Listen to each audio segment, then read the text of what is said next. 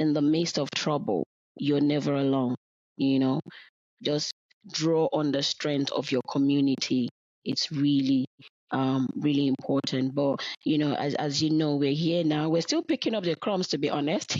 Because imagine for those that were working from home and then now trying to do hybrid, go back to work, it's changed a lot. And we're still in it. Mental health well-being was a very, very key thing, like checking on each other, making sure that everyone is okay. It's not just about the work anymore, it's about the people. So yeah.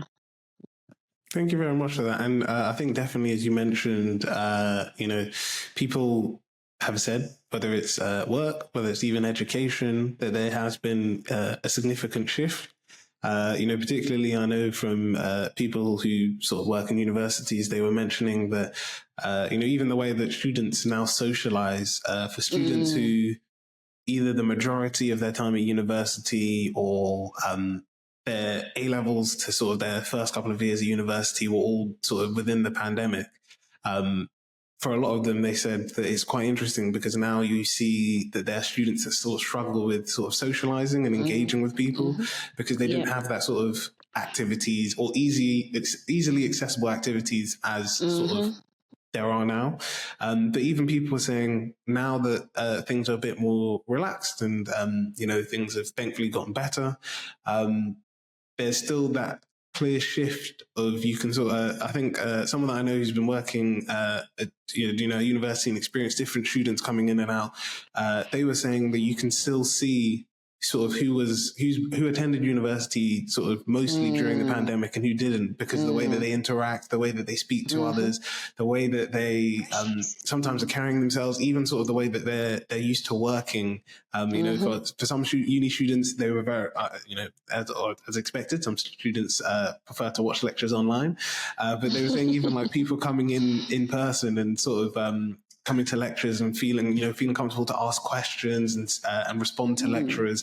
That's been something that people have felt that shift. But yes, I definitely agree. As you mentioned, it's great to hear that, all these initiatives that you're working on, you're still able to sort of make that change, promote incredible work, and continue, which actually links. So we're going to start off this next question with a mic check. As for our audience, a mic check is when we say an interesting fact or figure or story relevant to what we're discussing.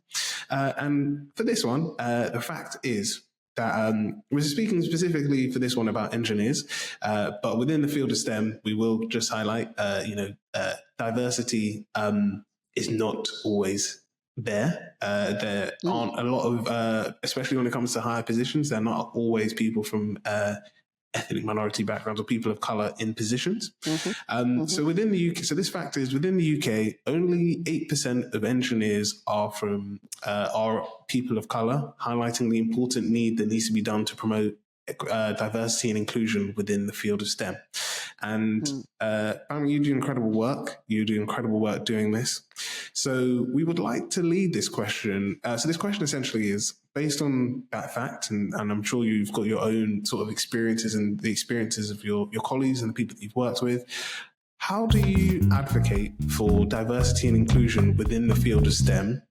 And how do you see, and what do you see the impact is from these efforts that you're making? So it's sort of a bit of a two-part question. And if you do need to repeat the question, please let me know. But we're very excited to hear.